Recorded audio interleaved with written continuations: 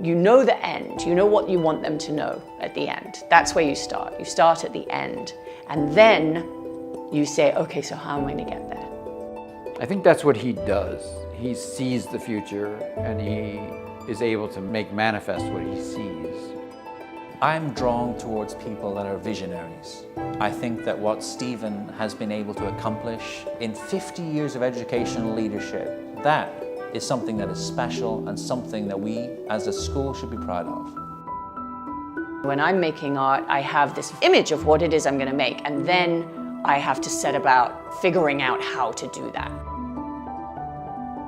I think with the building of the new Dwight School Performing Arts Centre, I think it enables all of the musical, theatrical and dance elements to work together. 2 years ago, he made a commitment to the Performing Arts Center. We created a theater on the first floor and a dance studio on the lower floor. To make a further commitment, this year we created a music room that's really wonderful. It was clear to me from the first time that I met Chancellor Stephen Spahn that the arts were something that were very much of interest to him.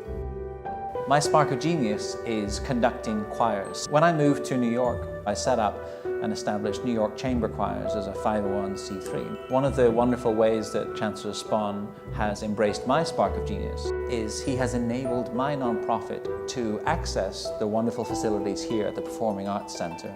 That enables public school students, charter school students, all of our students, all to come together to sing, to perform, to rehearse.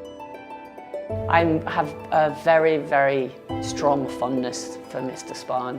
He interviewed me at least a year before I came to work for him, and I took myself out of the job because I wasn't qualified to do the job of being a third grade teacher at the time. He phoned every now and again, and he would call and check in, and then 2 days after my father died, he phoned and he said, "I found it!" And it was the reason I came back to New York after his funeral, I think. You know, it got me through. That was 11 years ago. Stephen has been supportive of me and my family, and I had 5 kids that all went through here. That's a long time to be involved with a school. I just feel like Stephen is one of the people I feel really fortunate to have met.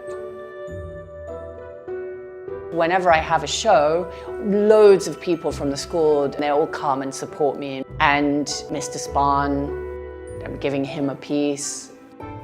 I think it's incredible, the whole spark of genius, ethos, and I see artists, and it doesn't matter what age they are. I've got a first grader who that's what she does. She sees life, she sees the world in that way. He walks in occasionally to class. We were studying to do a directing project for Waiting for Godot.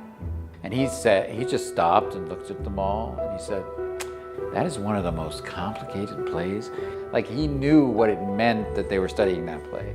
I don't think every chancellor would know what we were talking about, but he really knew. Those are moments that will stay with you all of your days. When you are 95, you'll remember that canvas. You'll remember that solo, and you'll remember that monologue, because the arts collectively bring you out of yourself, and they show everyone around you a whole new you.